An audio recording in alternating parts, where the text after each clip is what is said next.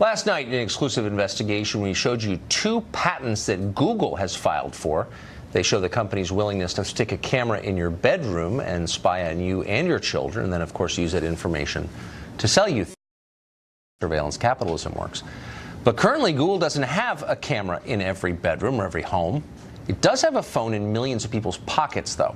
And the question is, how much information is Google getting from those phones? We put a couple of our smartest producers on this, and then we send Fox News headlines anchor Brett Larson out to investigate. Watch. We know that Google is tracking us. We agree to it when we set up our phones. So we wanted to figure out what exactly Google is learning about us throughout the day. So here's what we're going to do. We have two identical phones. The only difference between these two phones is this one is in airplane mode. Both of the phones lack a SIM card, and they haven't been set up to access any Wi-Fi networks. So for all intents and purposes, these phones have no connection to a data network. We're going to keep them with us throughout the day. And while I travel around D.C., we're going to figure out just what Google is finding out about me. Our first stop, Sim's convenience store, just outside our Fox bureau, for a quick coffee. From there, we took a walk to the Capitol and took a quick walk around the Senate office buildings, and then decided to hop in a car and head around town. Hello. We're going to the Children's Hospital, please.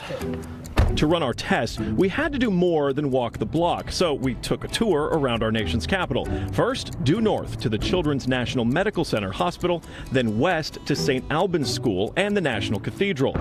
Our tour around town was a 14-mile journey that lasted more than an hour. The entire time, the phones had no access to the internet. Oh my goodness. Not a Wi-Fi connection and not any cellular data service.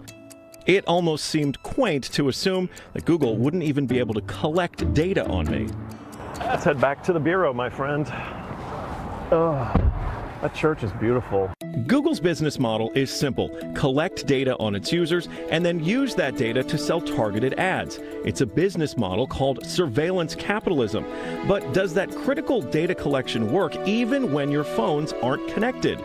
So we're back here our Fox Bureau in D.C., and we've got both of our phones exactly how we left with them. The only difference, really, I snapped a couple of bad selfies at the National Cathedral. But otherwise, they have stayed in my pocket for the entire day. So let's find out what they know. This is our man-in-the-middle device. It's basically a Wi-Fi network that these phones are going to connect to once we turn their Wi-Fi on.